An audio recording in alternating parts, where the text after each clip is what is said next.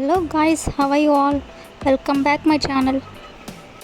In this video we have to learn some of the English sentences through Telugu. First one is అతను నడవడానికి చాలా బలహీనంగా ఉన్నాడు. దీన్ని మనం ఇంగ్లీష్లో ఎలా చెప్పాలంటే he is too weak to walk. Next one is మీరు అబద్ధం చెబుతారా? దీన్ని మనం ఎవరినైనా అడగాలనుకుంటే ఇంగ్లీష్లో ఎలా చెప్పాలంటే విల్ యూ టెల్ లై, అంటే మీరు అబద్ధం ఆడతారా? నెక్స్ట్ సెంటెన్స్ ఈస్ దాని గురించి నాకు ఖచ్చితంగా తెలియదు. దీన్ని మనం ఇంగ్లీష్లో ఎలా చెప్పాలంటే I'm not sure about that, అంటే దాని గురించి నాకు ఖచ్చితంగా తెలియదు.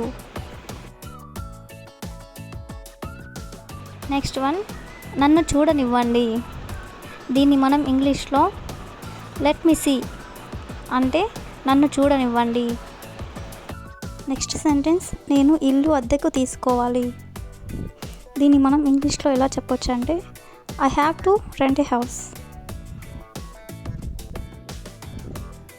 నెక్స్ట్ సెంటెన్స్ ఈస్ ఆమె నన్ను మళ్ళీ అడిగింది.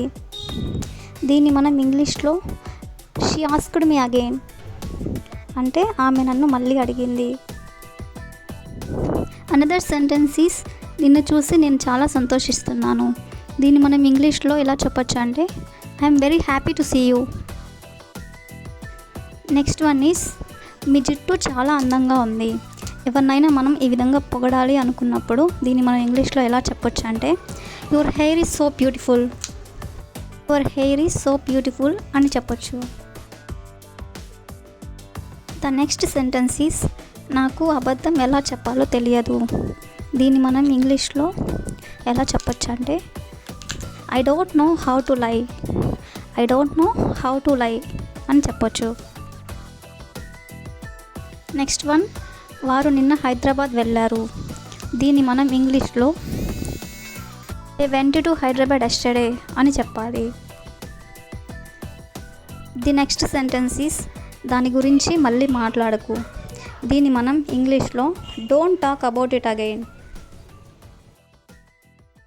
ద నెక్స్ట్ వన్ నన్ను ఏం చేయమంటారు? దీన్ని మనం ఇంగ్లీష్లో what do you want me to do